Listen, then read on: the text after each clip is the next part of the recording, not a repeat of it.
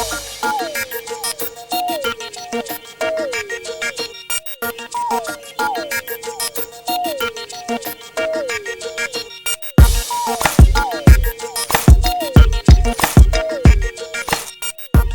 és una activitat que ja fa una colla d'anys que fem a través de l'Ajuntament de Barcelona i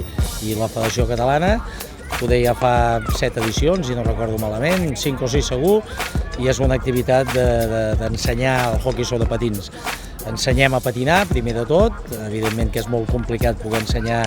a patinar i portar l'estic i la pilota al mateix temps, però sí que fem sempre una última sessió on deixem que els nens com a mínim portin els patins amb l'estic i la pilota a la vegada, perquè és el que a ells realment els agrada. Comencem, com que tenim molts nens, comencem sempre repartint en grups, fem un grup que es posen els patins directament i fan l'activitat de patinar, on hi entren una sèrie de jocs, sobretot, sempre busquem que hi hagin jocs perquè els nens es diverteixin. Importantíssim el que és la base, el saber aixecar-se, saber aguantar l'equilibri, i després fem l'altra meitat, l'altre grup de nois, de nens i nenes que fan l'activitat amb estic i pilota, que això realment també els encanta, poder agafar l'estic i la pilota i anar a marcar gol, per ells també és una fita important, però evidentment si hem d'ensenyar que no només és anar a marcar gol, que també s'ha de saber fer la passada de gol, que hi ha altres valors, que no tot és ser el màxim golejador.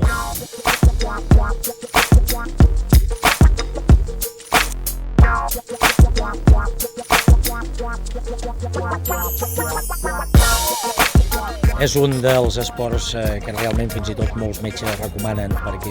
perquè aporta, a part de valors, molts pensem que aporten un estic de fusta a la mà i que aquest pal es fa servir per jugar a hoquei, no? A més és un esport que, així com el gel és més dur, el hoquei sobre patins, sobre 4 rodes, sobretot el que preval és la tècnica individual. Un esport molt net, molt noble, amb valors impressionants. A més, joc d'equip, amb tants valors i tantes coses aprofitables en el nostre esport. Si tinguéssim la possibilitat, que esperem d'aquí un parell d'anys a molt tardar, poder establir mini-hoquei a les escoles, on no faran falta tanques, jo penso que llavors sí que quasi totes les escoles s'apuntaran a fer mini-hoquei perquè als nanos realment els encanta.